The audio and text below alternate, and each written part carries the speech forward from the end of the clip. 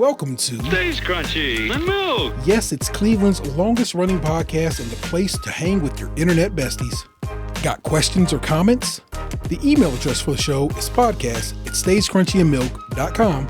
Crunchy, of course, being spelled with a K. Stage Crunch. You can also give us a call or message us at 216-264-6311. That's 216-264-6311. Stage Krunchy. We're available anywhere fine podcasts are, and of course at the website stagecrunchyandmilk.com. Please rate, review, subscribe, and share the show wherever possible, like Apple Podcasts, Spotify, and YouTube. And now, Stage Krunchy. on with the show. Stage Krunchy. Stage Krunchy. Two nights in a row now, I've lost out on $100 plus parlay wins because the leadoff hitter in the fucking baseball game hit a home run. Do you see the thing on Twitter 25 about how we seem to have a wind tunnel effect going at the Progressive currently? Yeah. Where they because they put that little they cut out part of the roof or whatever, made kind of like a vent. Yeah. So yeah, like we went from like 30th in home runs in the park to like third. Yeah. Well, yeah, something like that. So it's an insane number as it was. All right, let me get this party started. Let me tell you a story. So I'm a man. About a man named kids. Brady. Oh, now I get you there. And after my second kid was born, my wife at the time got her tubes tied because we were figuring, hey, catch them all, did all the Pokemon, we're good, no more children. And that was pretty good for like a couple of years. But then as my youngest got older, I know that my then wife was kind of like, man, I kind of want another kid, but she recognized that her tubes were tied and that'd be an involved process and so forth and so on. So she basically was like, let's get a dog. And I'm not a dog. I was never a dog person, but it's love and you have respect for your partner and so forth. So I was like, plus she probably was going to get a dog anyway because that's the kind of woman she was. So she just would have got the dog regardless of me saying no. So we got a dog. Went to the Cleveland Animal Protective League. Dropped down a little more than $200 for a dog that was supposed to be a pug mixed breed of some sort. But if you ever met my dog, I guess she had pug features, sort of, but she really leaned more Chihuahua like all small dogs do. But that because, as it turns out, all small dogs probably have a little Chihuahua in them because that's what they use to get bigger breeds down to smaller breeds. They be intermingling all these animals with Chihuahua. And so the dog's paperwork had her name is Rosemary, which something I only recognized recently. I had pulled out her paperwork for something else, and so recently we had to officially give my dog a name for going to the vet. I was like, all right, well, her full name is then Jinx Rosemary, my last name. And that dog was born in November of 17th. Why not? I don't need the date, homie, and relax. You're not on the show. But she would have been 15 this year. Do the math. But she came to us in March and left us last week, unfortunately. And it is absolute ass and absolute suck. But let me tell you, man, for 14 plus years, I had a pretty kick-ass dog. Little adorable little thing. If you've seen pictures of if you follow my social medias, on my Instagram, I don't really social media anywhere else where I'm putting up pictures of my dog.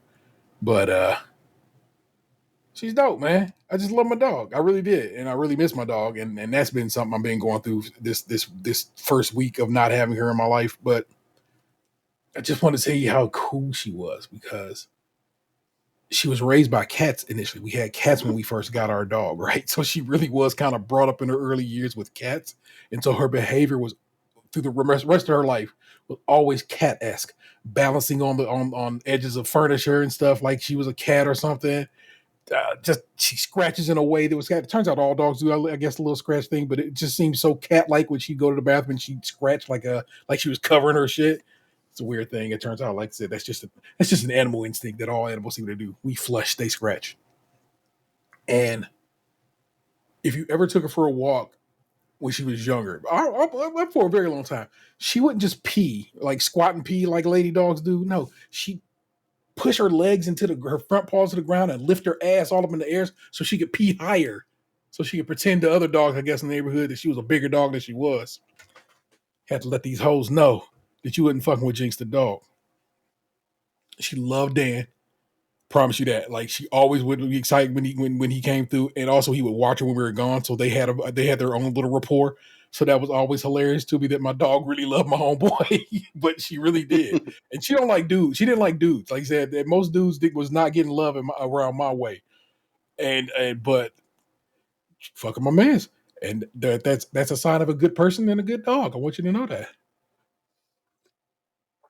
And y'all had heard me tell the story recently. She had been diagnosed with diabetes and had gone blind. So it's like a combination thing. So my old lady was a diabetic, blind, deaf dog who, up until the day before she left, was running all over this house, going up and down the stairs with no issue. I mean, it's like you know, she learns her space and she knows how to manipulate it and maneuver it. And she would go upstairs and go find Vanessa whenever Vanessa woke up and like, oh shit, mom, you're awake. Let me come kick it with you. And or oh, what you eating, old lady? Let me come. You got a little lunch up here? Why don't you let me come visit with you in your office space? You know what I'm saying? Come on, let me get a snack. And my kids loved her. We love her. Love is one of those things that just don't go away. And it was just so dope to have my dog. And it's like, what my dog was. I mean, she was a diabetic. So clearly, she was a food driven animal. And I swear to God, every time I go in this kitchen, boy, and I go to first it was I go the day after I was going to make my kid a sandwich for lunch. And I pull out the butt of the bread, and I always throw the butt of the bread on the floor and let my dog get it. And I go to literally throw this butt of bread on the floor, and I'm like, I can't do that anymore because there's no one here to eat that butt of the bread. And then that immediately got me bawling because it's like, fuck. And it keeps me in shit like that. It keeps me in things. It's oddly enough, it's food related. I was sitting on the couch yesterday eating some crinkle cut fries I'd made for my dinner. And I pull up one of the little hard, crunchy ones, which I always would pass to my dog because she'd be over there trying to eat, trying to get some food. And there's no person for me to give my little hard, crunchy bits of French fry to no more. And it's just like, bro, it's fucking awful. And I know, you know, people like always, you know, death is fucking tragic and it sucks. And what my man Vision say, but what is grief but love persevering? It's like that shit is so trill because that's what it is right now, bro. It is the worst of grief. It is awful. I hate it. I have not cried this hard since my ex-wife passed away. That crying where your head hurts, you've been crying so hard, you know what I'm saying? That awful sight. And it's like I thought over and over, I was like, I'm prepared for this. I'm like, we're gonna be ready for this. It's okay. Let's just have as much love and fun with this dog as we can while we can. We all loved and hugged up on her and kept it kicking it with her while we could, as long as we could, until we couldn't. And even then, we all gathered as best we could to say our goodbyes. Vanessa couldn't come, but we made a point. We stopped and had some time together before we went to the vet to say goodbye. And me and the kids, you know, stood in for Ness and sent her on her way. And bro, it's absolute bullshit. And Box, you lost some pets in your day, so you know. I know you know the pain. It is your pain, and it is individual to you. But fucking hell, bro. I feel it all the time, man. The most recent time that I shed some tears was like last week. I'm still not like over it. I still feel that shit because we were talking about Callie, like me and my family. And it came right back because my dad's going through it with his cat. Like he has that on his farm, like similar signs that like Callie had.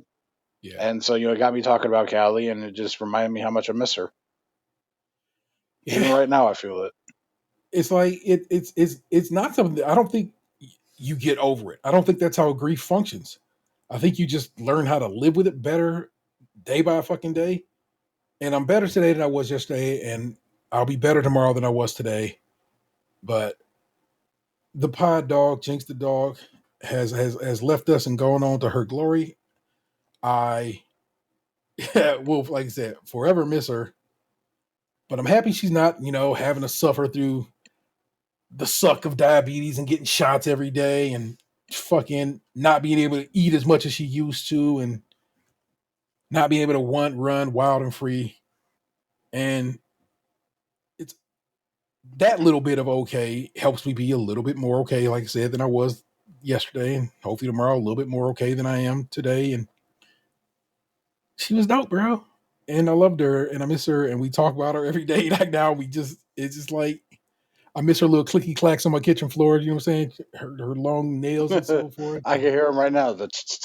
Yeah, bro. And it's like she snored something weird because that's that pug that was in her. You know what I'm saying? Like I said, she did have some pug features, and like she did kind of snore like pugs do with that little. And she would always be like, if she was pissed off at you, like let's say like you just wouldn't get up on a quick, she'd give you a little. And it's like, oh, bro. Okay, fine. I'll get up and do whatever you need me to do. And like, as she got older, she was like, "Hey man, I'm just gonna come shove you until you come and check and see what I need." And be like, "Oh, you needed water. I'm sorry, bro. I didn't know you needed water this instant. I got you. Let me get you this water and food or whatever." And they're like, "Sorry, y'all."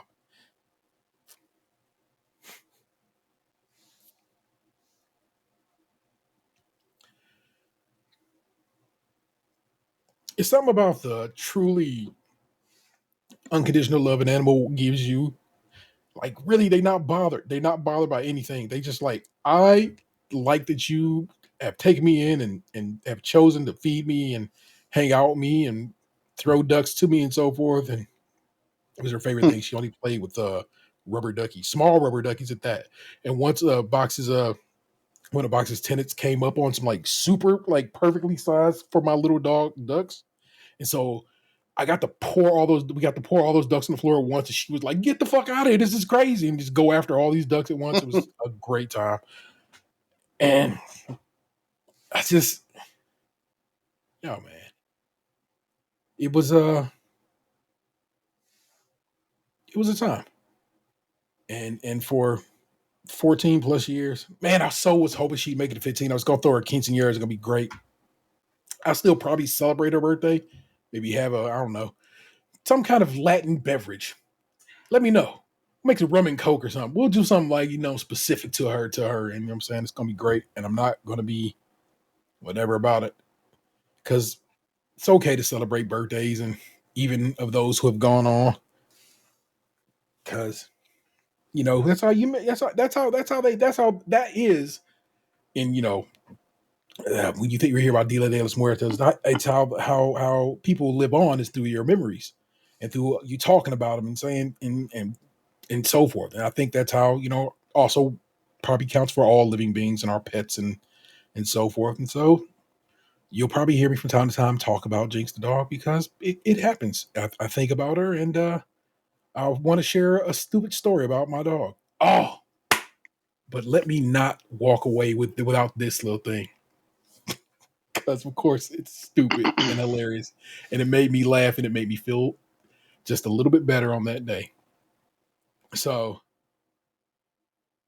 when I got home after she passed away, it was garbage day. I know that seems weird, but let me hold you and get you through it. Because it was garbage day, I was like, immediately I'm getting rid of all this shit. It has to go because it's just gonna make me sad. So I clean up everything and all her stuff. We keep the few items I'm like, these are cool. We kept her sweaters because we're gonna cut out some of the fabric and add them to our family quilt. And we kept her favorite ducks. She had this duck, El Tigre. It's a orange. Imagine if you will, a small rubber duck that's orange like a tiger and orange with black tiger stripes. And so we kept El Tigre and the replacement for El Tigre after she bit El Tigre's head off. So we have the headless El Tigre and the El Tigre that's a little bit gnawed on. And I got all the shit together, bowl, food, everything, and I threw it away. I was like, that way everything's taken care of. The next day I'm sitting there and I turn my head and I see her bed right on the floor where she had kind of tucked her bed. She'd been sitting next to me for like weeks, up until she left, and I was like, okay, I cannot fuck with that. So I grab the bed and I go upstairs. I throw it in the attic. I'm like, cool, that's out of my view now. I'm good. So I'm like, I've taken care of it. That way I can kind of mourn in peace. Hopefully I won't have any like surprises or anything. Because that's what I didn't want. I didn't want any surprise grief. And it turns out that very day I got surprise grief trying to make a damn sandwich. Because that's just what it is. Surprise grief happens when you have a long life with your pets. But I go, whatever day it was, it might have been this past Sunday. Me and Vanessa were just going to go. We've been trying to, just get out the house, breathe, go drive, go touch grass, trying to deal with this as best we can as a family. And I go to I'm about to go do something else. And I go to grab my shoes. I'm just going to go. I think I was just going to go for a walk because I've been trying, close my rings on my Apple Watch. And I go grab my shoes, y'all. And I pick them up. And then I just bust out laughing. And I have to go show to Vanessa. And I'm like, looks like she left me one last gift before she left.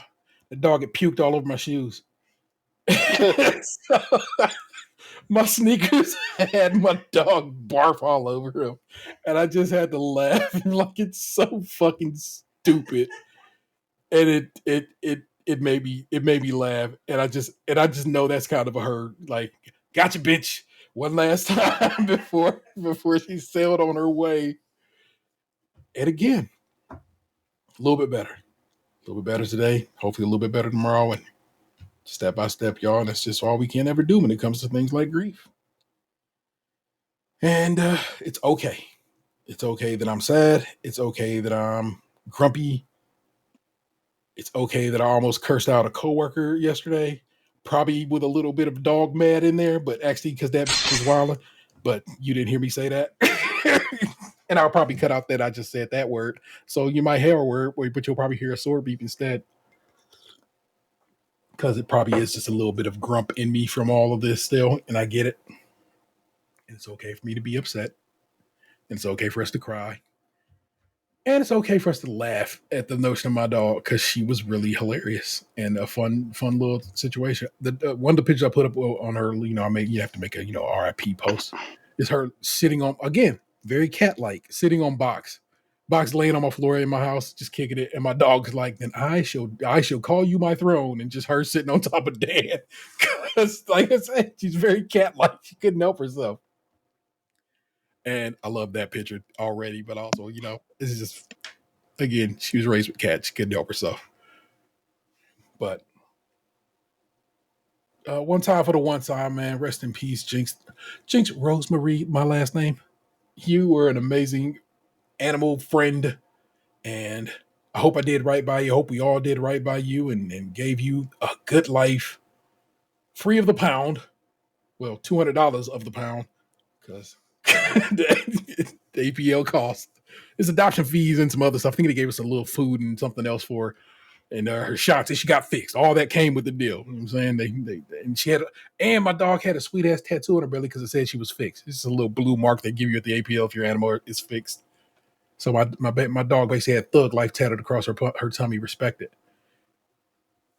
She was the most yoked dog I'd ever seen. That wasn't like a pit bull.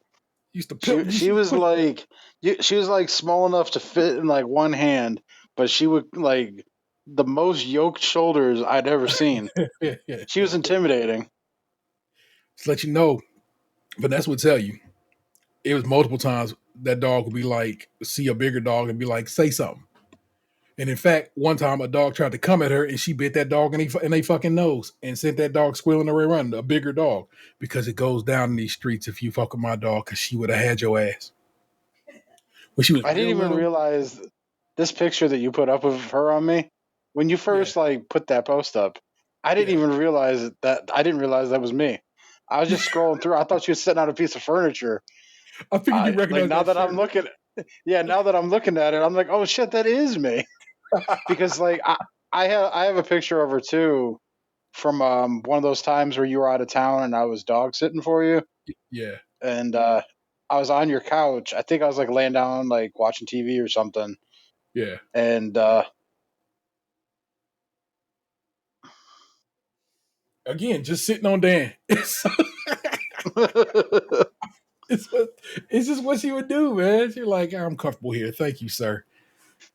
Oh my god. Like I said, just a goof and real special lady, and she will certainly be missed. Uh but thanks for letting me share that a little bit with y'all. Let me catch a breath, give you a break. And I'm gonna rap to you. I mean, like I do every week, and then we're gonna do some show, and it's gonna be great. Well, it's gonna be a show, but I like it. Oh, river, wider than a mile. I'm crossing you in style. Someday,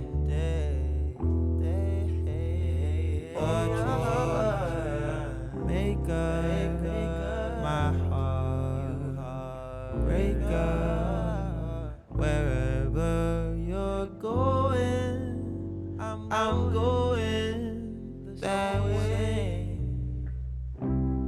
Two drifters off to see the world. There's such a crazy world to see.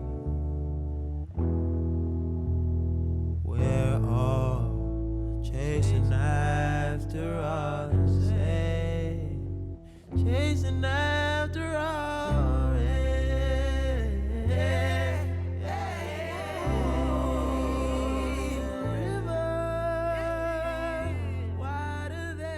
Now that could be the Wu-Tang production. Start to knuckle up and gunshots start to click, the block ducking. Could it be and would it be that we was babies? Catching rabies, niggas seem to act crazy. Day one in my spot, July the 10th, I had a mint. Sticking up divines, hitting them with nines. I was toxic from laying up with Roxy's all night. This nigga bust a shot, licked my man's wife. It was havoc, I contacted Abbott. He shook the shoulder though. Then he passed the fat chrome automatic. We going to war, we had a 2-4. We would have did it for me. Fuck it, let's mosey. Scheming though with the PLO. Wrapped on tight, saying in my mic, yo, we gotta go. My first impression was to ask some lessons. Question 1, what made you even show your gun and blow your session? He replied and rocked the green eye. And yo, he started yelling, them niggas selling 2 for 5s. He was a goner and I got my he's a goner and I got my corner. What? I'm feeding my babies. Cash rules from morn to dawn. And then he just says again, I'm feeding my babies. Cash rules from morn to dawn. And then I say, hello, welcome to it. It's episode 540. And this episode wasn't born from the encounter between Mason Francis Kurdurian and Baccarat. If you know, you know. It's me, the Internet Saver 713. Join us also my best friend, Slunchbox 2099. What up, what up? In my bed. Literally. I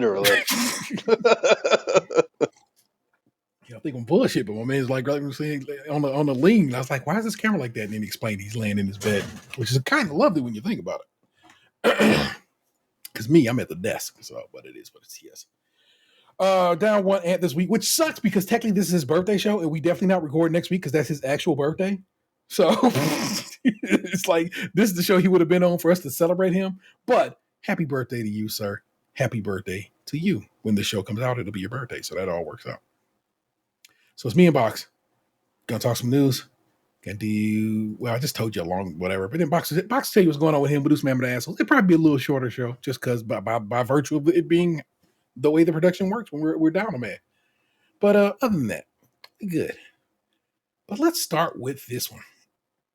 I saw this making around yesterday, and then I see somebody actually wrote it up. So I was like, cool, let me get the write-up and see if I can get a better grasp of what is occurring here. So the video making around is this is graduation. These, at a graduation, it's like, principals and superintendents, everybody shaking the hands of the students. And his dad just run up on the stage and shoves this black man out the way. And you hear the black man like, man, you better get your hands up off me. And it's like, no, you ain't shaking her hand. I'm like, what the fuck is happening here? Because all these people are, of course, mic'd up. Because it's production, it's graduation. And yeah, it turns out this white dad was not going to let this black man shake his daughter's hand. What the fuck is that about? Well, let's read and see if we can figure it out. Graduate's father arrested for blocking black superintendent from shaking daughter's hand. Now, in all other circumstances, I think they could have just went with superintendent. Unless for sure we know this is some schism off the rip, but it feel like schism. So I guess you got to say black superintendent, but I feel like he probably just could have said superintendent. It would have carried the same weight. I feel like the black is trying to do some extra lifting for no reason. But I'm going to let you get a walk on this. So this is Ross' story. Sarah K. Burns on the byline. The father of Baraboo High School graduate blocked his daughter from shaking the hand of a black superintendent as she graduated. Video of the incident shows. The school district, which had repeated problems with racism and anti-Semitism. Oh, well, yeah. So this is some schism. Cool. Held his graduation Friday. The father was arrested and charged with disorderly conduct, Wisconsin News reported. The father, who has been identified as 49-year-old Matt Eddy, jumped on stage, grabbed the superintendent, and began dragging him to the back of the stage. How is that not assault? That's not, you dragging me, that's a problem, but whatever.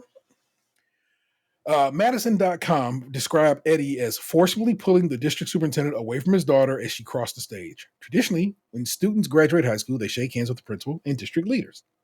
A video of the ceremony recorded the father as he shouted, "That's my daughter." At one point, he was heard shouting, I don't want her touching him. Oh, so it really is just that schism. Superintendent Rainey Briggs then said, "You better get up off me, man." See, I got that part right. Get that part right. Get away from me, bro. The video shows the daughter clad in blue cap and gown, shocked and putting her hand on her forehead. She moves her chest to the left and she's to the left side and walks away as 3 police officers step in to take the man off stage. Local station News 3 claimed that social media comments say that the father was angry at the way the district handled a bullying issue related to his daughter. Internet sleuths, love that terminology, have since found his employer and are posting on the company's Facebook page accusing Eddy of being a racist. I don't know if that's not well, I guess it's an accusation. And let's see, I don't know how that works.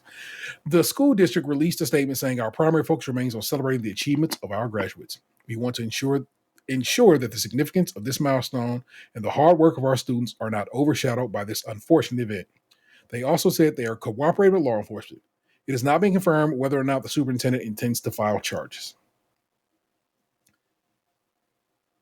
What the fuck going on out here, man?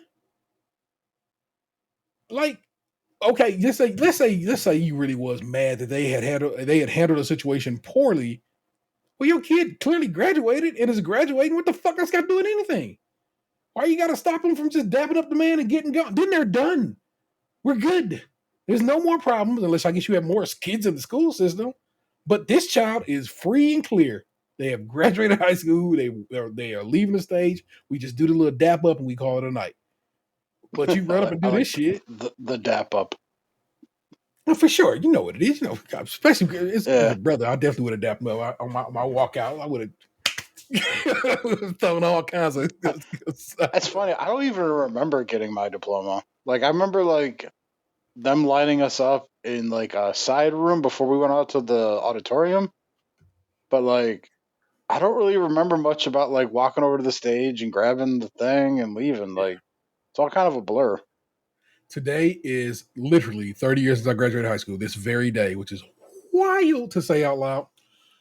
And we had kind of talked about it because I think we did another graduation story recently. And what I remember is us being in a building that wasn't our school. It was like some building in downtown Atlanta. And right, you are a dead ass, bro. I have no recollection, even the slightest, of doing the walk across the stage situation. But my diploma's upstairs. So, I got it. I can easily go collect it if need be. But you are absolutely right. I have no memory of actually graduating, which lets you know how either very little important it is, but also everybody films now. You know what I'm saying? So you may not remember, but at least you could probably have it on tape. You know what I'm saying? In this case, you can just have your father assaulting a man. And hey, isn't that a good time? It's insane to me. I don't understand. I don't understand people, but I don't. But like I said, this school actually has had a history. You might remember a few years back, a graduating class got into a bunch of beef because in their school picture they were all doing the Hail Hitler salute. I don't remember that. Yeah, well, yeah, that's the same school. So it's like whatever's going on in this part of Wisconsin is real racism. Kind of don't want to be bothered with it, people, because that's sad and awful. But that was just a sad story this week. Sucked. Had nothing to do with Ohio. I'll trust that. But here's some good news. And if it's good news, I'm going to try to give it to you in the state of Ohio.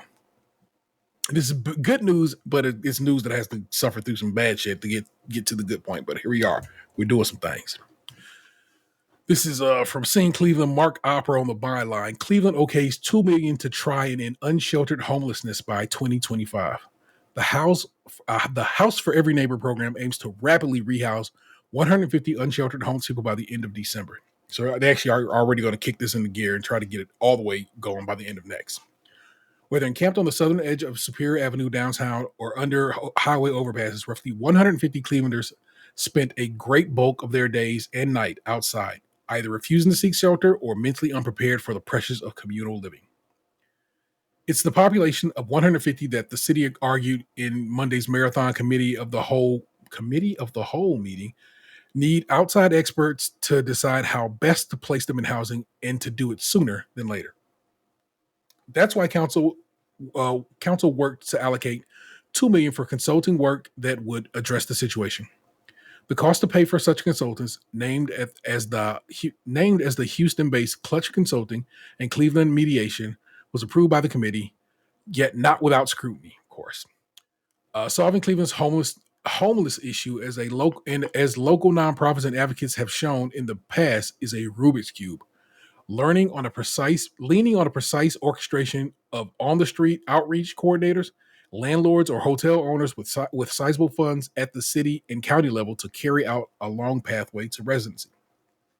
Emily Collins, Mayor Bibbs' special advisor on homelessness, sold the initiative to Cleveland City Council as a house first, ask questions later process, banking on what seems to be specific data pinpointing where most homeless in need spend their time. Because we're facing not just an increase in homelessness, but an increase in people living in unsheltered spaces, Collins told council. She looked around the room. I'm sure you all know this, she said. According to data from the mayor's office, roughly 10% of the homeless in Cuyahoga County are unsheltered, a state that doubled since 2020. Experts tend to attribute the fact of an increasing demand for and lack of affordable housing around the city, along with landlords skeptical of Section 8 vouchers or housing that the formerly unsheltered in the first place. What Collins proposed on Monday would tackle this directly, she said. Home for Every Neighbor program, I don't like the way that's written. Anyway, a program would reuse leftover surplus funds at the city to do intensive engagement and outreach at the street level, supposedly with volunteers or hired coordinators. Each unsheltered person would, Collins said, get bespoke help to best link them with appropriate housing in our city limits, in or outside the city limits, forgive me.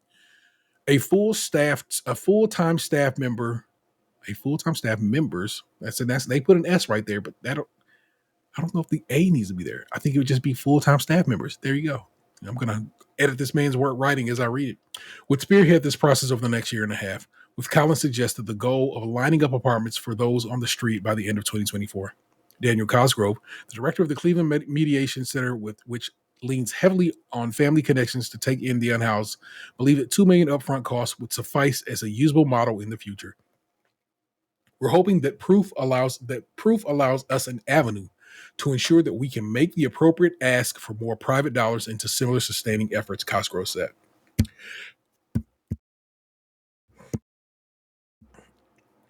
Because it seems Cuyahoga County released its own plan to solve the unsheltered dilemma in 2022 and set the idealistic goal of doing so by the end of 2024, many on the council felt that it was somewhat encroaching to ask Cleveland to bear six figures to solve what they painted as a county-wide issue.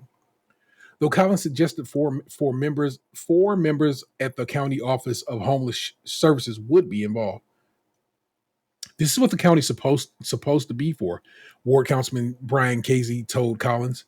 The city of Cleveland shouldn't be doing social work. I disagree, bruh. This is not how we're set up. For Ward 13 Councilman Chris Harsh, who supported the legislation spending the $2 million, was a necessary pathway of keeping Cleveland, especially downtown Cleveland's image, consistent as a welcoming, clean place for tourists and locals alike. He recalls a story from a tourist friend as an example. He said the convention center was beautiful. City Hall is beautiful. And he got to Public Square and there was human feces. Well, and that's unacceptable to us as a city, Harsh said. We cannot have our front yard be littered with by remnants and be littered with people who have no other place to go. Well, I wonder if I've ever come across a pile of human shit and wrecked. Oh yeah, I definitely have. Never mind. And downtown, kind of over, you know where the homeless kick it at down where we used to kind of park at. Yeah, in the flats. Yeah. So in that general area at one point, oddly enough, I had to stop and pee because I could not make it to work to pee, and I went to go pee and off in the cut, and somebody definitely had used that as their toilet before that and pooped there. So where I instinctually went to go pee at, somebody had instinctually pooped at, and it's just maybe I got a poop story that I'll tell during my segment. But I'm always happy that Cleveland is trying to do right by its citizenry, and that is despite the state constantly trying to not do right by us. And yeah, $2 million is a lot, but if you take this city effort, you take this county effort, you combine these efforts, hopefully it means we have less homeless people in and around our area by the end of the year, and even less so by the end of next year. And I think that is a fantastic use of funds and tax money, and that's what we should be doing out here instead of bombing the shit out of innocent people in another country. So that's what's up. The links to both those stories will be in the show notes if you care to read over them yourself and also edit this man's writing, which is just a little, I don't know, it's a little rushed. That story came out yesterday. You think, I don't know, man, somebody should have edited that shit. I was like, what the hell is this, bro? It's a terrible write-up. Not terrible, but it's like, it could be better. It's like, do you not double check what you wrote before you push send? Come on, man. Anywho, with no first up is Tatum to be had. Well, no, with no Tatum here, first up is Tatum as a slot goes over to Box, whose segment is actually called Story Time with Lunchbox. But first up is Tatum. First up is always is Tatum in the Story Time with Lunchbox segment, and we pass and give and go to my man Box. Box, what's the good word, bro? What's been going on with you for the last couple of weeks? We took last week off, people. My dog died. Suck it up. Although I actually canceled recording before my dog died, so who knew? The universe. That's who knew. Yeah. So to go on to the human poop theme, I had dinner with my buddy. Hold on, I'm writing it down right now. The human poop theme is your episode title immediately. Go on, sir. So my one buddy's out of town this week, and I usually do like Pokemon Go stuff with him, like in the middle of the week. Yeah. But with him not being here, I was like, I wonder if anyone wants to grab dinner. So I went to like my group of friends Discord, and like we have like a fine dining channel where we post like about like dinner meetups or just like videos or new restaurants, the food related chatter. And so I was like, hey, does anyone want to grab dinner like tomorrow night? This was Monday and Tuesday. And my one buddy was like, basically in a roundabout way, he said he'd grab dinner. Yeah. So I ended up picking him up because like he lives right by this post office I had to go to, and we went to this place called Boss Chicken Beer, which I know you know what it is, but for those who don't know, it's basically like a chicken wing / chicken tender place that's over by college, Baldwin Wallace College, and so I pick him up and like we go have dinner, and we weren't like hanging out like all evening kind of deal. It was just like have dinner and then drop him back off and head home. So like we were at the restaurant for about an hour, and like where he's living at right now is only like a couple minute drive from the restaurant. So I drop him off and I leave, and during this time when I'm leaving, it's the Tuesday night Pokemon Go spotlight hour. And so like in order to get home, I had to like drive through Brook Park, like where like the rec center is, like that kind of area. And I decided to like slow roll through the parking lot because I turned my Pokemon Go Plus on, and I was just letting it like try and auto catch stuff in the parking lot. When they do the spotlight hours, the spawn rates are increased, so they're like the the highlighted Pokemon's basically like everywhere. So if you slow roll through a parking lot, it has a lot of opportunity to try and catch stuff without you having to like actually throw the ball yourself. And we're at that time of the year where there's like baseball leagues going on and little leagues and stuff, and they have baseball diamonds over there. So there was a lot of like people around.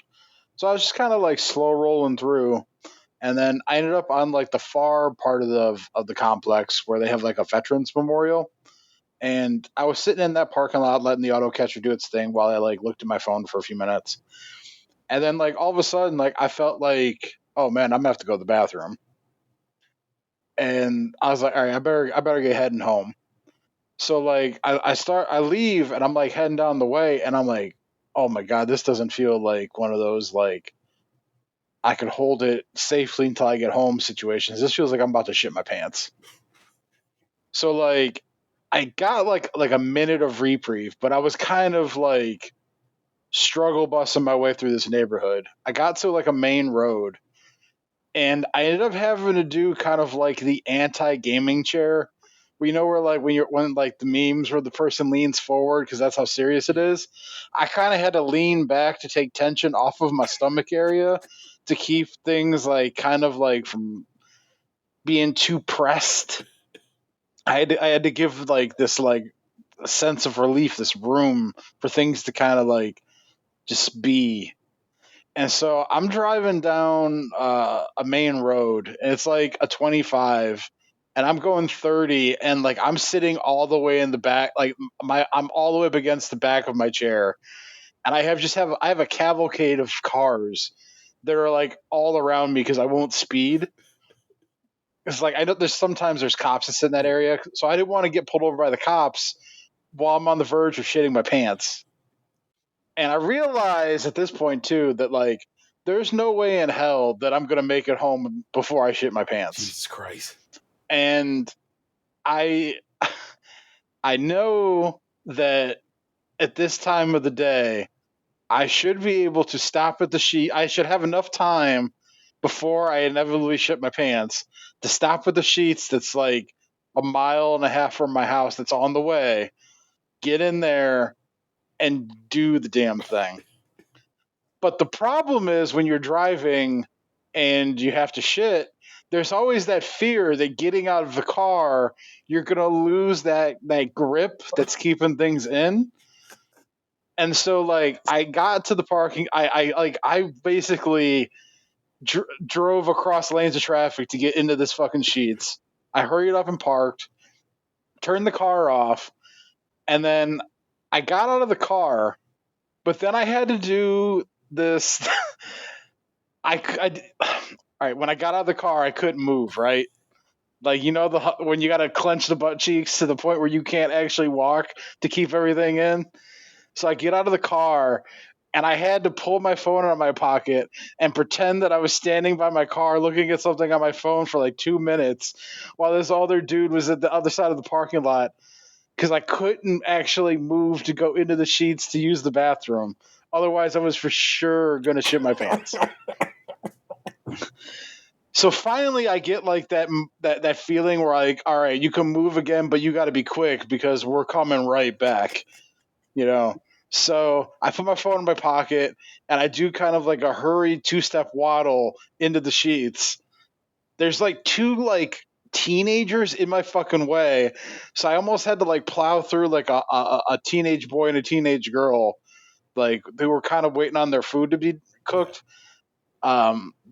So like I was like, God damn, move, girl. I get through them. I get in the bathroom. I get into the stall, and there's no like going into the other stall. At this point, it's shorts down. We got to go.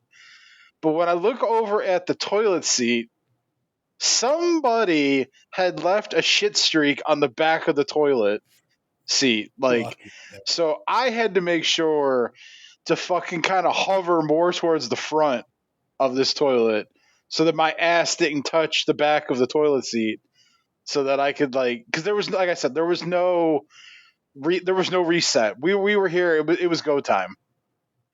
And so I ended up obviously doing the deed And man, it was one of those like your stomach is fucked up type of shits because for that the rest of that day and about half of yesterday, I had to take many diarrhea like poops that were like where like your butthole starts burning because like your stomach acid feels like it's going out with the shit. So that's been like my last 48 hours was almost shitting my pants in my car. And like I can't even imagine shitting my pants in my car because then it's like is my car going to smell like shit for like forever? It's going to be like the Seinfeld thing where I'm not going to be able to get it out of there. Like I don't want to find out, you know? Bruh. Like if I come home and I got shit in my shorts, it is what it is because like it's not like there's someone in my driveway doing shorts check. Like I just had that personal embarrassment knowing it happened and the embarrassment of telling the internet that it happened. But shitting my pants at Sheets, that would have been horrific because there would have been witnesses. What happened to your tummy, bro? I don't know.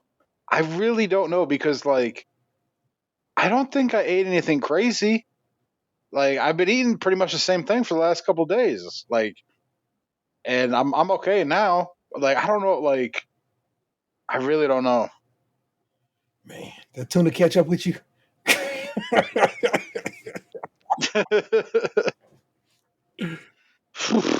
But it was just funny too because it was like I just ate dinner and that must have been the catalyst that kind of pushed whatever was like brewing to the gates, you know? Oh shit.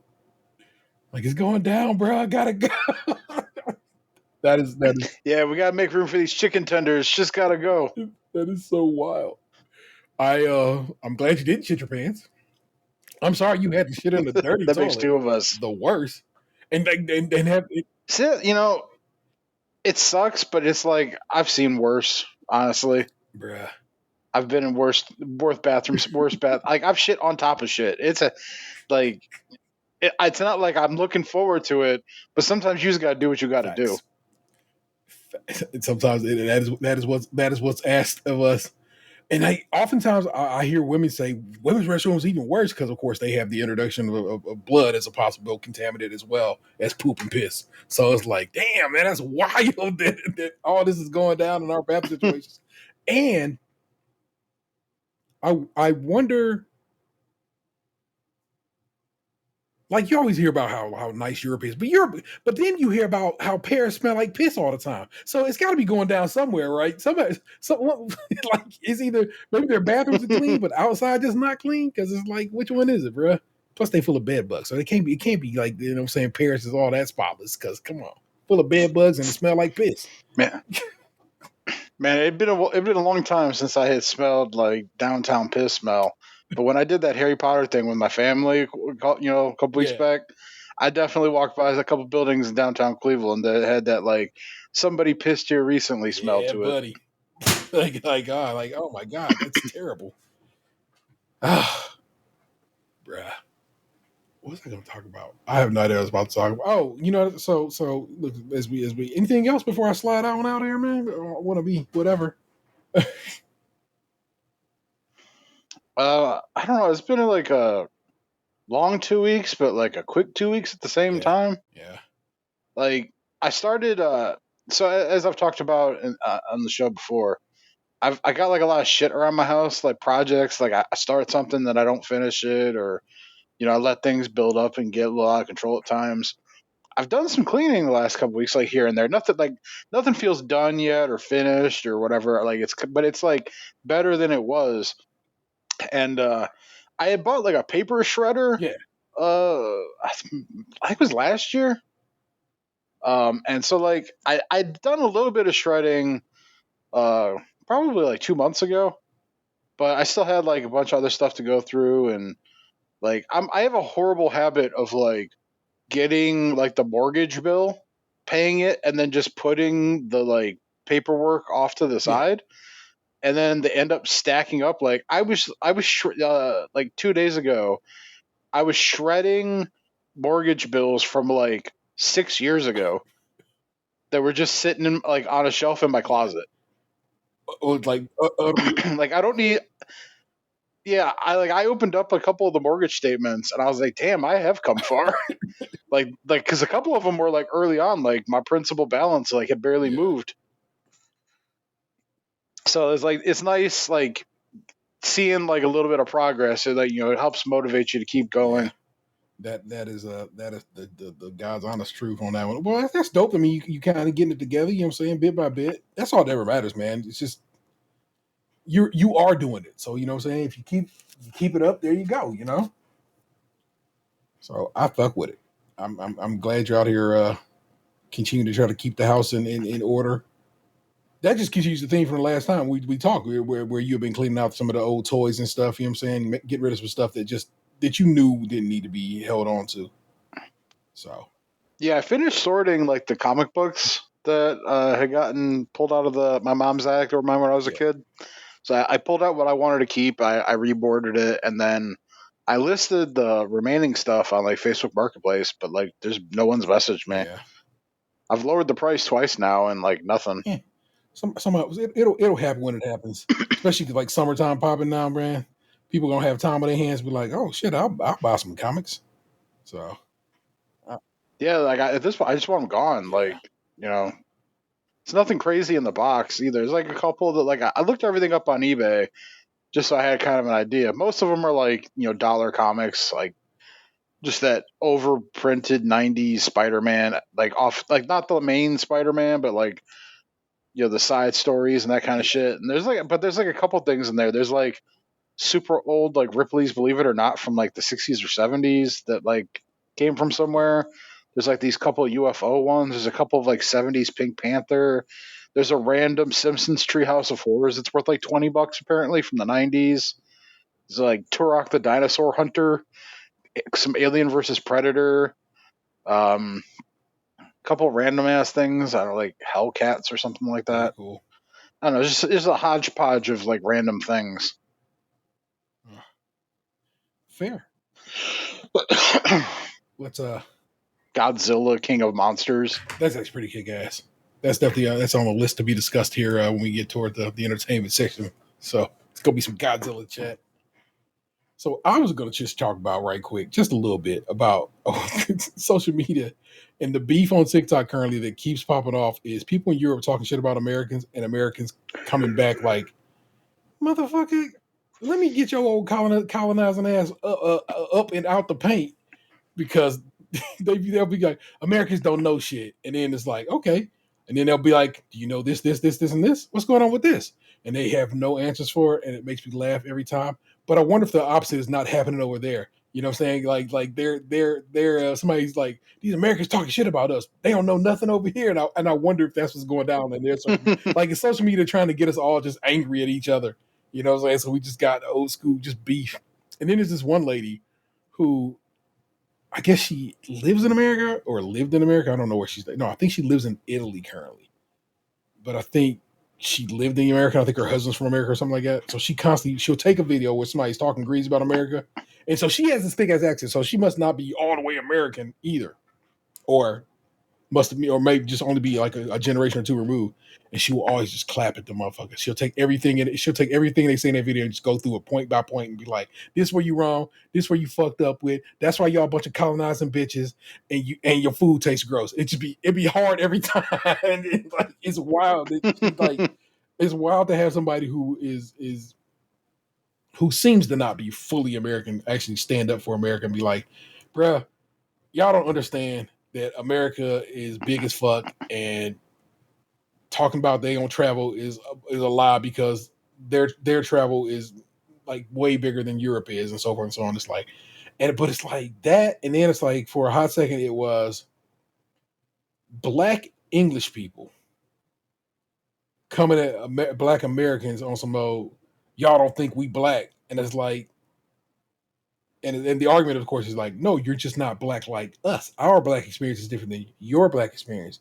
And then the fight was we can say where we're from and y'all can't say where y'all from, which is always hilarious because then they'd be like, oh, we're from Jamaica.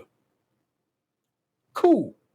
Jamaica was just like the first and or second stop on the slave mission.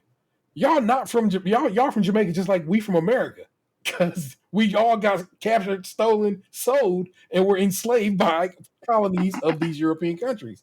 And so it's like, but they don't be hearing that, and then they do hear it, and then it makes sense in their brain, and they be like, "Oh fuck, bro." It's like it's wild to see like people just mad, and I don't even know why. I understand why people are mad, but then I'm like, I can't be mad about that shit. Like I'm sorry, I'm American. If you don't think that's good enough, okay. Like that's on you, baby. I'm sorry. I'm not the sorry. I've been here for many a generation at this point. Sorry, we're just American. It just is what it is. But then another little social media thing is something I noticed, and I talked about it earlier this week when I was on when we recorded Cadillac on Mars. And that is, of course, I made this RIP post for my dog. And, my friends and family and loved ones all, have liked it or commented and so forth and so on. But you know who also likes that shit? Porno bots. By the lot. And I just opened my phone and another one just went through and liked a bunch of posts, including that post. I'm like, and then some crypto guy liked the post. And I'm like, what is your problem? It's like, and I get it. They probably wrote a script on a computer and it just goes through liking what they think might be a popular post. But I'm like, bro, it comes off so disrespectful and so just ignorant that whatever is like, Booby69 is liking my damn dead dog post. Uncool, man. I got to be real with you. In this case, it is Sandy T09. So, like, lady, I don't know who you are, but don't be liking my fucking dead dog post, okay? Relax with that shit. Come on. None of that. Unnecessary. Man, I had posted something on Twitter. I think it was maybe like it had to have been something to do with like basketball playoffs, because that was the only time that I ever I have a horrible habit of getting on Twitter when I'm angry watching sports. Yes. It's like the only time I tweet. And I remember I said something on there, and like somebody had replied to me with like a video of like a murdered baby from like the Middle East or some shit. What the fuck? Yeah. I had to fucking like block the post or whatever. Nah, bro. See, that's a problem. That's me report. Well, ain't no point reporting nothing on Twitter anymore, because they really don't have a security team anymore. Because your boy, not your boy, that dude Elon, just fired all of them. So they don't exist. That site is so trash, especially on computer, on PC now. I don't know if you ever go to it on your computer, but bruh, it runs something awful. I used to like the sports feature in the Discover area, because you could like look at all the different like games, look at all the tweets that are for the games and everything. And now whenever I click on anything, half the screen is taken up by MGM's betting odds, and then like they don't have like the three categories underneath anymore, where it was like top tweets, latest tweets, and relevant tweets or whatever it was. Now it's just like one subsection of tweets that you can't filter at all. It's just fucking horrible. Like they went so far forward on sponsorship like posts or ads or whatever that it's like ruins the experience. Yeah, it's pretty. It's almost at the point where it's just useless. And I know it's like whatever. It's like I was here. Not when they opened the doors, but I was here pretty early in Twitter's fucking life, and I hate to fucking be like that. I gotta be like, sorry, guy. You can't. Like you gotta go now, because like it's fucking a shitty user experience, and that's just garbage to me. I hate it. That's gonna be fun. Stupid fucking billionaires just buying shit because he got dared to. You know what I'm saying? Not even because he really wanted it. He was just like, I'll do it. I'll spend the $40 billion. And then when it was time, he was like, no, I don't want to do this. And they had to like take him to court and be like, look, buddy, you gonna buy this shit or you gonna buy this shit? But ain't no other options. So it's just like, yeah, me and social media. I don't know, man. I like scrolling TikTok. I've been, so they throw threads into Instagram's feed now. And every now and again, it'll be just something to catch my eye. So I'll click over to threads and see what's going on in there. And it's okay. It's not great, but it's okay. So I kind of get a halfway decent understanding of that. Arrested on 2 misdemeanor charges. Delonte West arrested in jail in Virginia on 2 misdemeanor charges. That man. I feel so bad for that dude. But yeah, man. That's it. I just wanted to bitch about social media for a hot second. Thank you. We've done that now. You're welcome. Again, you know how the show rolls. Well, and if you don't, if it's like this is your first time visiting with us, welcome to church. Feel free to, hang out afterwards. We'll talk to you about some options we have here at the SKiM Tabernacle. But this part of the show is where we head over to the mean streets of Reddit and we dig down into the subreddit Am I the Asshole? And I select a few and we go over them and see if these people are or are not assholes. I've chosen 3. I've not read them at all. I've read the lot because I was not prepared. I did not prep this show as early as I normally do. So these are just pulled, have not been read at all. I have no idea the chaos that could ensue. These I just know by title. And I thought, that's a good title. Here are 3. Box should let me know which one you want to hear first. Am I the asshole for not agreeing to my husband's new chore list after I switched my work hours without his approval? Did you hear what I said? Do you hear all of that, what I just said? That is wild. Yeah. Next one. Am I the asshole for calling my son's teacher a bully and reporting her? And then the last one. Oh, shit. Where the fuck did it go? Am I the asshole for telling my friend we are tourists and we shouldn't act like we're not?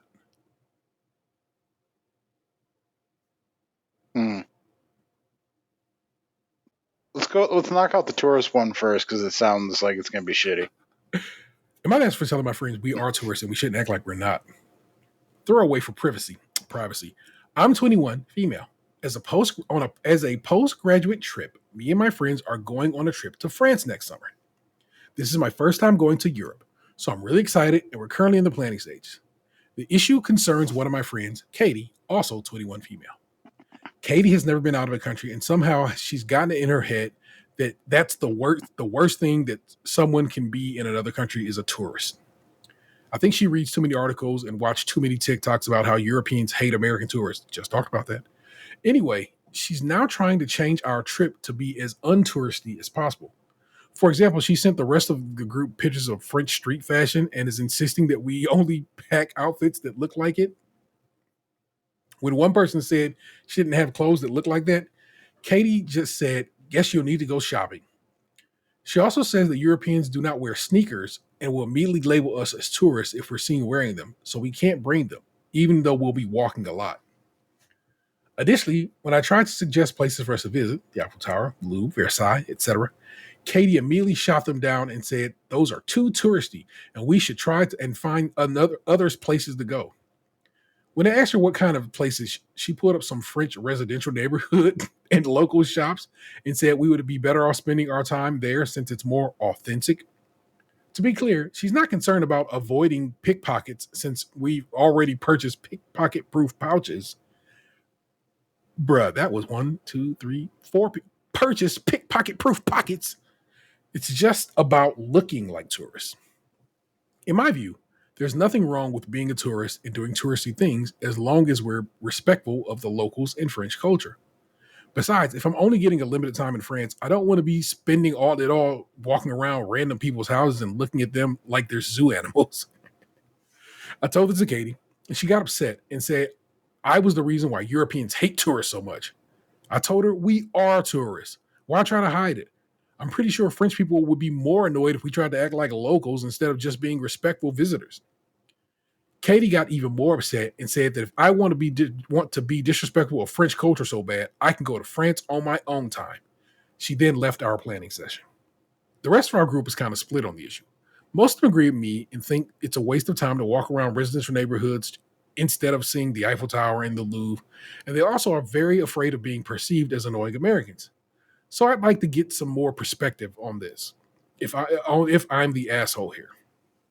Box, is this person an asshole? I don't think so. Like, I mean, she's not wrong. They are tourists. Like, why the fuck would you go to France to go walk around like random ass neighborhood? Don't you go to France to go see the French things that like are the touristy French things. Like, if you want to walk around some random ass neighborhood, like, do that if you go again. Yes. But like, knock out the big hitters. Yes. Specific. Yes. For sure. What you trying to do? Like, you want to go to like French Walmart? That's what you want to do? Hey, calm down now. I do like Canadian Walmart. I mean, they do us right. But did we go the first time we went or the second time? I feel like we've gone every time. Yeah, same. But we went on the way back to America. So we had done our touristy shit. And then on the way back, we was like, yeah, that is true. Let's go to Walmart or something. That's bullshit. Yes. So it's not like we were like, that was a part of our general adventure. But I have also, I have gone up to Canada strictly to go to Walmart multiple times now. You know we do. But that's because at this point, we kind of, look, we've done the touristy shit. We go now, when we go to Canada now, it's to kick it and spend money that at a 40% discount because y'all, their money ain't worth shit. It's like, and to get shit that we don't have down here. You know what I'm saying? And just to kick it in a foreign country and just have a good time. You know what I'm saying? So at this point, we've been like a great number of times we've been up north. So of course I'm going to Walmart. Because where else I'm gonna get me my fucking Five Alive, my shreddies and shit. And my and player price stuff, maple syrup. Come on, man. I just ate pancakes yesterday with my Canadian maple syrup. My fridge still got shreddies on top of that shit from the last time we went, baby. It's how we gets down. But I'm a tourist and I know it, and they know it too. They treat us weird up there. We have a vibe, so yeah, we definitely stick out. We're giant Americans. It's okay, and we're probably loudmouths and blah blah yakety schmackety. But let's see what the people in the comments. I mean, of all the people though, you and I are not loud. But maybe we're loud comparatively, you know. But we don't talk. You are right. We try to just be. That's what we try to be like. This girl is suggesting. We try to be quiet and not invasive and not too much trouble, and just speak when spoken to and so forth. But think about it. They fucked up my order royally at that one spot, and I didn't say shit. Ate that quite literally, but you also you ate that. But then, like I said, we went to that one shop and. Of course, we chopped it up. Oh, you know what I'm saying? It's like, because, like I said, if everybody's respectful and on terms and on tones, I'll have a conversation with you about it. And it's weird. This is one of the first comments. I have traveled a lot. People in other countries love tourists. They hate arrogant Americans. It does sound like Katie is that sort of arrogant American that people from other countries will not appreciate. Tourist attractions have the infrastructure to support tourism. Choosing not to go there and instead going only to areas that may not have the support isn't somehow going to make you all beloved to French locals. By all means, visit some of the off the beaten path destinations, find a local guide and enjoy the path less chosen. But don't miss out on other cultural locations simply because you don't want to be a tourist. Just be polite and just be a polite and culturally sensitive tourist. And the OP responds, my point exactly. I tried to meet her in the middle and suggest less touristy hidden gems I've heard about, but I think she's more concerned about appearances rather than discovering fun new places not many people know about. So that's true. I think French here. Katie is crazy. What the fuck is wrong with her? Go enjoy the nice touristy spots and don't do anything she suggested because it's going to be super boring and can get you in trouble. Some of those residential areas are so bad, police don't even go there. Wowzers. Nobody's going to give a crap about you being a tourist. Paris is always full of tourists anyway. And then somebody responds underneath that and says to OP, they'll know you're tourists and they won't care as long as you don't act like jerks. Katie seems to think other people are an audience intent on judging her. The fact is, she's going to be a part of a crowd, and the locals will barely notice any of you. She should focus on having a great trip, and on being a decent travel buddy to the rest of you. You guys are the ones who will remember the visit. There you go. No, not the asshole. In no way was she the asshole. Let's do this teacher bullying one. Am I the asshole for calling my son's teacher a bully and reporting her? I, 41 female, have a son who I will call Jack, 12 male, with my husband, 42 male.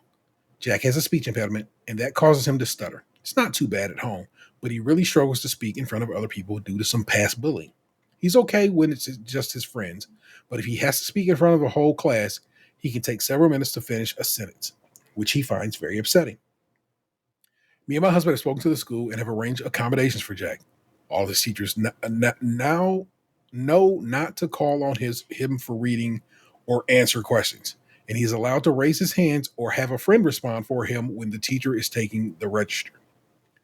He has a note from school which he can show his teachers if they question why he is not able to speak out loud. Recently, my son moved up to a higher level English class where he has a new teacher who I will call Mrs. A. Last week, she tried to get my son to read out loud. He showed her the note, and she didn't make him. However, she emailed me saying that she didn't think my son needed the note. I explained he did and told her the school had evidence from his speech therapist thinking that was it. That wasn't until Monday when I had to come pick Jack up from school. The nurse said he felt sick, but when he got into the car, he confessed it was not really the case. Basically, Mrs. A asked him to read, and then he showed her the note again, and she said that she had seen him talking to his friends and knew he could speak fine when he wanted to, and telling him not to be shy. When my son refused, she promised to let the whole class out early if he read again. He shook his head. Some of his classmates were understanding, but as it's a new class, some of them don't know him well and were upset at him for the fact they didn't get an early break, because causing them to be rude to him. Me and my husband were obviously very upset and sent emails to the school to report her, but I made a post on the school's parents' WhatsApp group calling her a cruel, power-tripping bully and explaining what happened. From what I can gather, a screenshot of my message got shared with many other parents siding with me. However, I received a message from the school warning me not to use abusive language to describe teachers and telling me to please speak to the school directly instead of complaining online, as it could compromise teacher safety. Part of me feels justified in sharing, but I don't know if I went too far calling her that and then sharing it to a group chat, which basically all the year's parents, especially if I could really put her in danger. Am I the asshole? Edit. My son does have a speech therapy and has improved over time. The accommodations aren't designed to be there his whole life, and we are working on speaking in front of groups. Hopefully he will feel confident enough after the summer holiday. But experiences like this, where he feels forced to speak, do set him back and make it harder. So, not an asshole for reporting to the school, in my opinion. Yes, an asshole for putting that comment in a Facebook group that clearly and quickly made its way back to the school. Don't do shit like that. You know what I'm saying? You can talk to your husband, you can talk to your friends, but you don't got to go posting on groups that this bitch is wilding, because all that shit do is just get people riled up. And in this society we live in now, people will show up at the damn door trying to whoop a bitch ass because they think they need to. So, yeah, I agree. Like, you also don't want to like create a paper trail of you looking like an asshole, because then people aren't as willing to be on your side.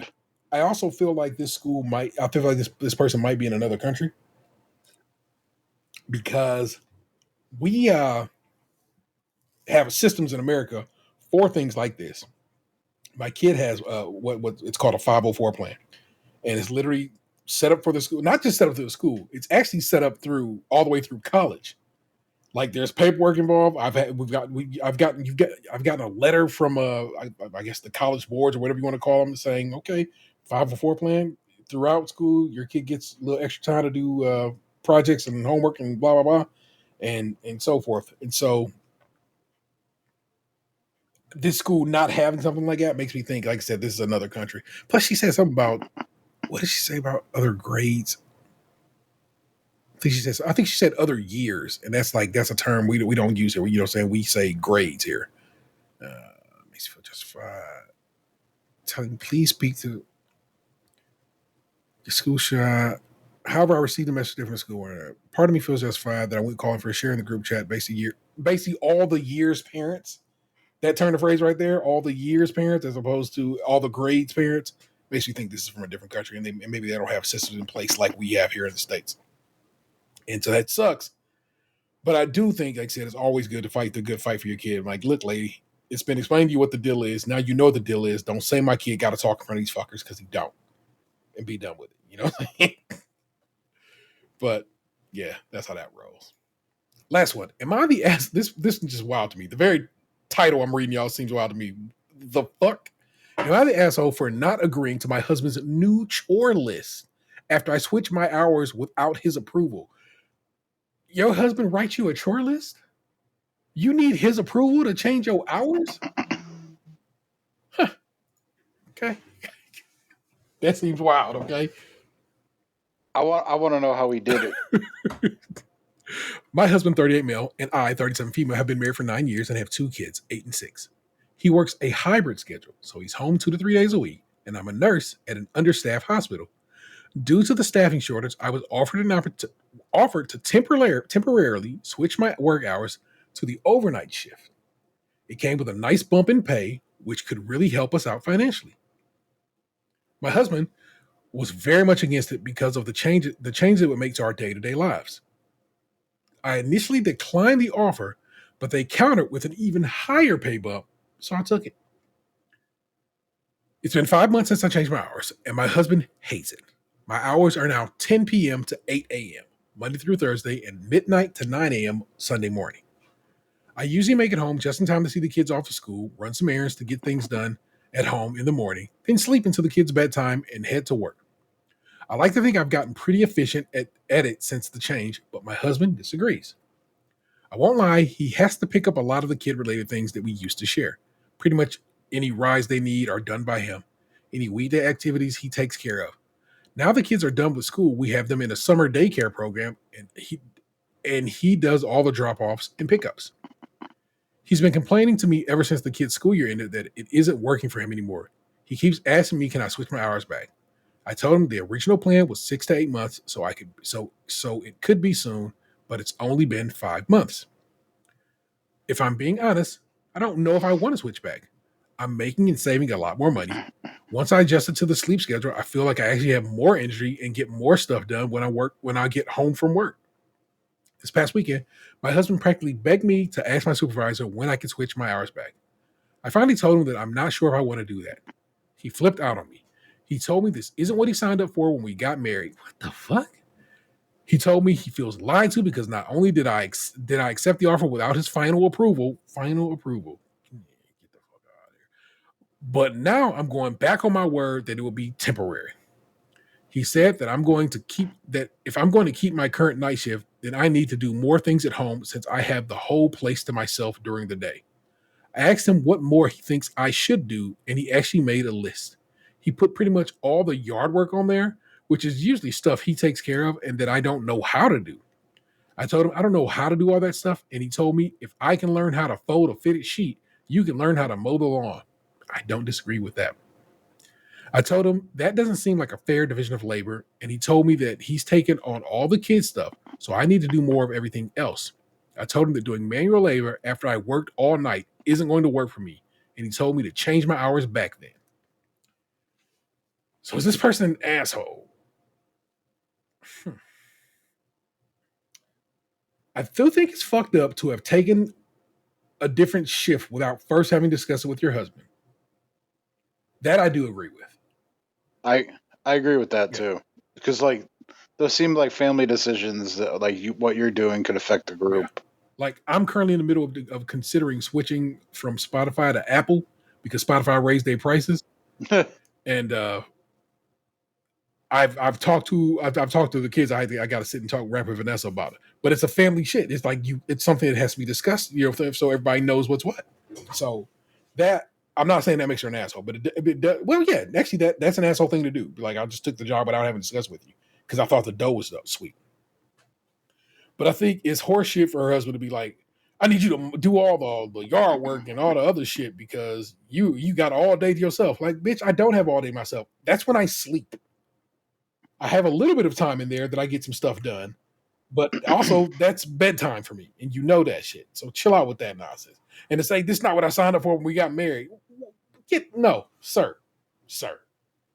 sir. It's weird when I hear about fathers who don't want to or feel like they shouldn't have to help out with their children. Because I'm like, I don't you know what kind of dad I am, Boxer. So I mean, I guess I'm just my own example. And we know what kind of dad Anthony is, for that matter.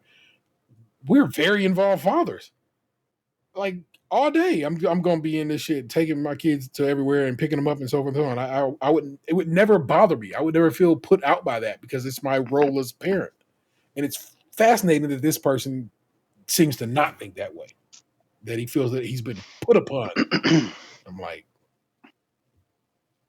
well, look. Now, for her, on the real, you know what I'm saying? She's saying she's stacking his bread and he want the lawn done. Psh, lawn service. If you're making this dough like that and you got some dough to spend, just get you a lawn service. Have somebody come through and mow that lawn for you and take care of the fucking lawn. You're like, okay. Because that takes care of that little fucking problem. Anything else, sir? That's what I'll be such an asshole. Coming to me that way, it'd be real bad for you. Because I can't help but be the smart ass Virgo I am. So, but let's take a peek.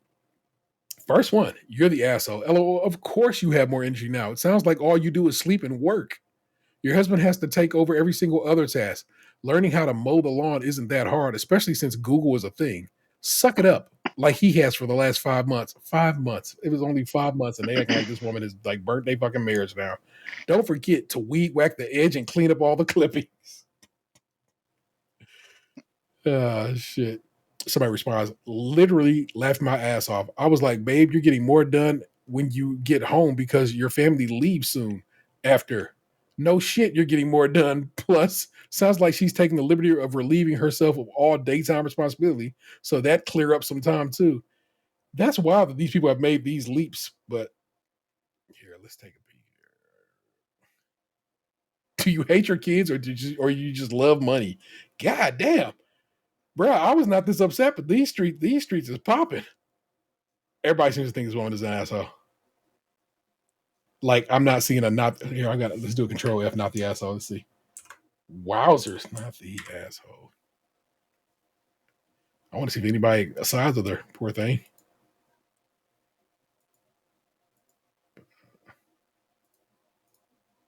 Nah, bruh. Not a one. Damn. So Reddit is like, you're an asshole. I don't sign off. I don't believe that. I just think I think your husband's being a bit of a baby. But I also do think, like I said, the point where I know where I think you're being an asshole is that, like I said, you did just take these extra hours on, take this different shift on without having discussed it first. That's where I think you're the asshole at. I don't think the rest of this counts. I don't think your husband saying mow the goddamn lawn like these people seem to think you should. No, I disagree with that. So. Also, she's clearly stated she's getting other errands done. So she could be doing the grocery shopping for the house. She could be doing any number of things. We don't know because we don't have that part of the story. So I feel like these Redditors are making a massive leap and a massive judgment. And I don't think they probably should. But hey, that's what it is, people. That's this week's Some of the Assholes. They'll be in the show notes if you want to go over them yourself or go in there and comment yourself if you agree this person is or is not an asshole. Thanks for joining us on that little mission. This part of the show, again, if you're new here and don't know how this works, is we go over our entertainment for the week. Basically, this is what we're going to tell you what we've been doing for our entertainment, and basically, you can accept it as a recommendation because we think it's dope and we think you would enjoy it as well. Box, what you been watching or doing this week? I got a whole ass list. Let me start with you. So, I watched the entire 10 episodes of Dexter New Blood. Is that that aired a couple years ago? Yes, on Showtime, right? They came back on or whatever. Yeah. It was like the continuation of the original run. Like it picks up like 10 years later or something like that. Yeah, I watched all those. I started the new season of Demon Slayer, but I'm like 2 episodes behind already. Okay. And I feel like I watched a movie, but for the life of me now, I can't remember what the fuck it was. So if it comes to me, I will surely interject. Fair, But fair. right now, I'm drawing a blank. All right. So remember, like the last couple weeks, I've been like, I ain't been watching anything. It's a total lie. You know what I've been watching and nonstop? It comes out every Saturday. Doctor Who. Doctor Who is back, and we got a new doctor. Chudy Gotway, who you might know from Sex Education, plays the doctor. Got a black doctor, and it's so fun. It's been such a good run this go around. What I have been a little bit grumpy about is I've been like, man, the doctor has not been in these episodes as much as other doctors in the past have been. Turns out Chudy had another commitment that he had to finish up, which was Sex Education. So some of these first episodes, he's not in as much. But once that commitment was taken care of, like he should be like in all the rest of the latter half of the season. So I'm excited for that because, like I said, he's a real fun doctor. I like the way he plays the role and the character. So that's been real fun. That's on Disney Plus now in the States. If you want to watch this, a BBC production, but in America, it's on the Disney Plus. New episodes every Saturday. It's great. Been having such fun with Doctor Who. Godzilla -1 showed up on Netflix out of the blue. Seriously, it did with no prior warning on this past Saturday, and I was excited because I actually wanted to see Godzilla -1. It's so good. Box, you can get somebody's Netflix login if you don't have Netflix currently and give it a watch, bro. I liked it a lot. I watched the dub. I do. I watched the dub. I have it, and I think I want to go back and watch the sub. You know, just get the feel of the Japanese. I think it was a good dub. Like I didn't feel out of place. It didn't feel like the words weren't matching up with the mouth so much. You know what I'm saying? Sometimes you'll see a movie like that and you're like, man, that's real bad. But I think it was pretty good. Takes place post World War II, like right after World War II. It ends in Japan, and it's a real fucking great movie. And I think you'd enjoy it. I saw the new Dune movies on HBO. I want to watch that. I just haven't gotten around to it yet. Next on my list here, Vanessa and I sat down to watch Dune and Dune 2 because we want to be prepared to go into Dune 2. And Dune 2 makes Dune 1 even more fun of a movie, a fun watch. I would tell you to watch them both, and just if you have the time, sit down, make a night of it, and watch them both in order in a row. Really great movies. I already liked Dune, but Dune I've seen the first one. So I kind of want because they I think they have a steel book with both of them in it, and I kind of want to buy them because I would like I like having 4K movies and so forth. Plus, what you call it? So Max is so weird. They'll pull some shit and you'll never see it again. So got to get down with that.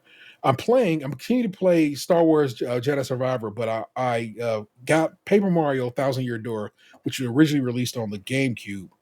And they remade it for the Switch, and I've been playing that, and it's so pretty, y'all. So Nintendo's art style is just such a thing.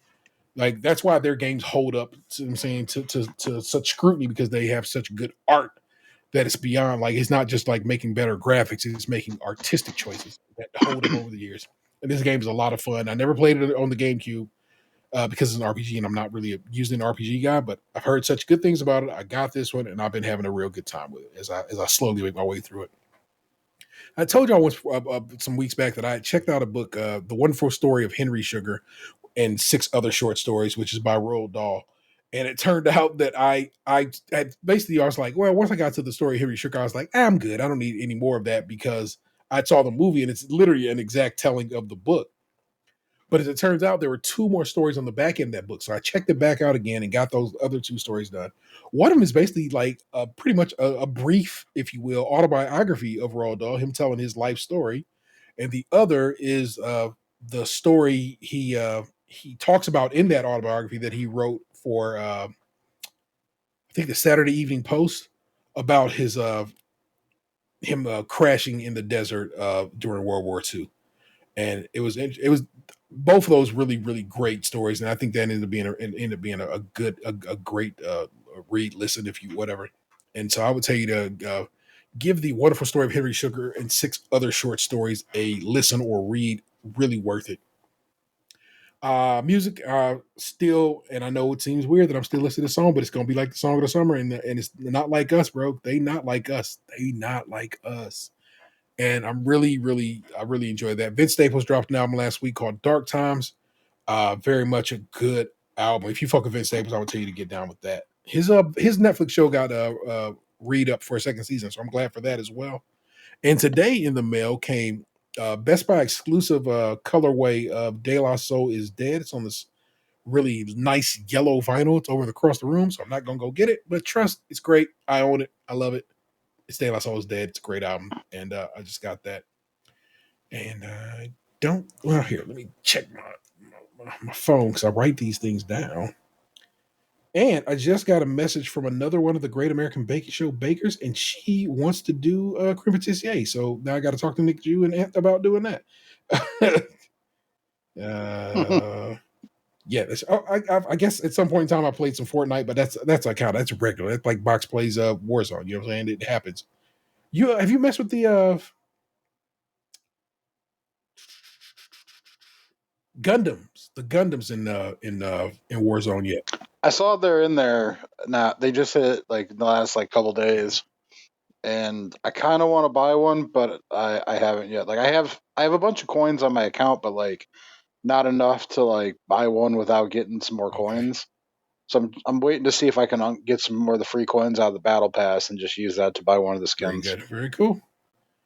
You let me know how that goes. I'd like to know what's going on with the Gundam. That seems like pretty kick ass. I don't play Warzone, man. I play Call of Duty. I usually just play the story mode in Call of Duty, and then I'll mess around in like standard, deathmatch multiplayer for a little bit, and then I'm like, I've had my fill, and I move on. But like Warzone is constant deathmatch, you know what I'm saying? And of course, it's it's a battle royale, so shrinking map and all that good shit. And I don't know if that's something I can just get into at this point, because maybe next fresh season or whatever, maybe, or when the new game comes out here in October, because it'll be on Game Pass, so it's just like. I could probably maybe dip my toe in the old Warzone and see if that's something I gets down with. But currently, not for your boy. Oh. Be prepared to be angry if you do. So if I get when I play just deathmatch, standard deathmatch in Call of Duty, after a little bit, I usually can get okay. I'm not saying I'm winning all the time, you know what I'm saying, but like usually I play team deathmatch and I can carry a little bit of my weight and murder people with some expedience. Because you know what I'm saying, once you get a bead and kind of learn how your guns pop, I can do okay. But it's been a minute since I got in the death matches of these streets. There's rumor, and so Sunday is the big Summer Games Fest, Microsoft's event, and there's talk that they're going to once again remake Combat Evolved Halo, and that it might get a wider release, as in like might be on PlayStation. Because right now Xbox is just making games. Basically, they are picking and choosing what games they make for just Xbox and what games they'll put on other platforms. So if they announce that this Sunday, well, that's actually going to be huge. I don't know if I want to play through Combat Evolved again, because I played it on Xbox, and then I played the remake, which was on 360 or was that on Xbox One?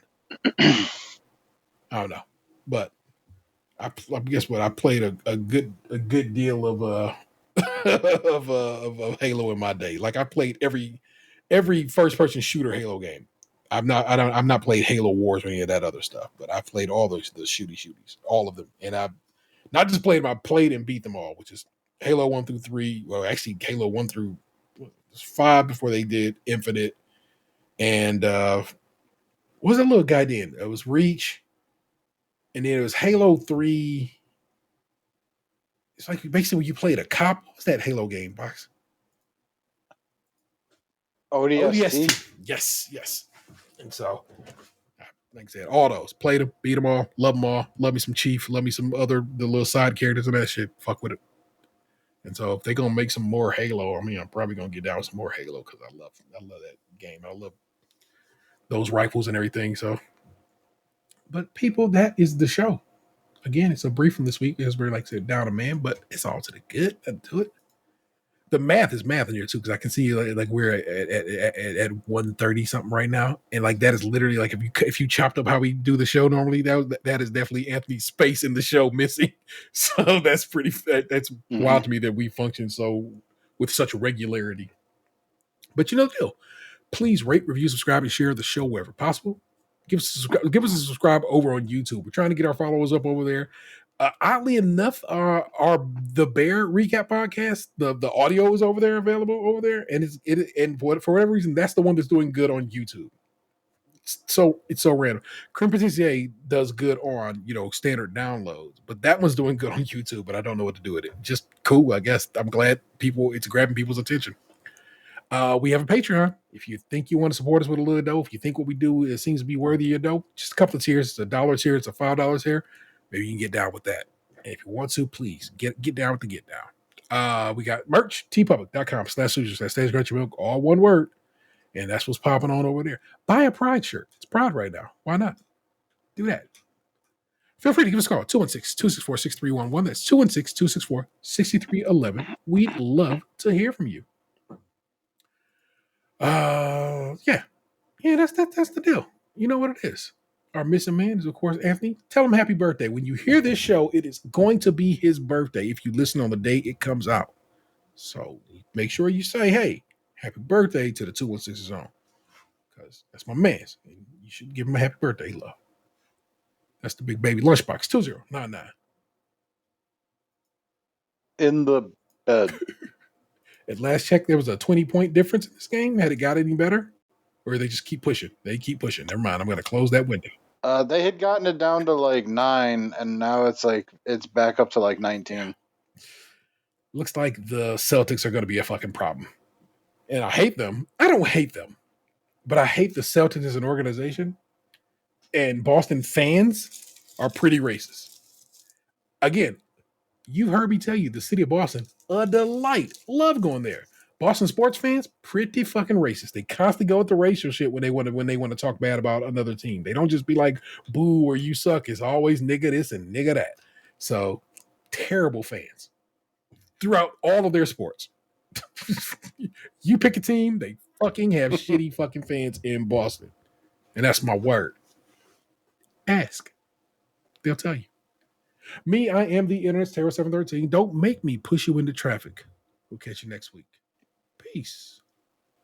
It's a little squeaky there. Let me give you that second time. Peace. What happened to your ass? It used to be beautiful.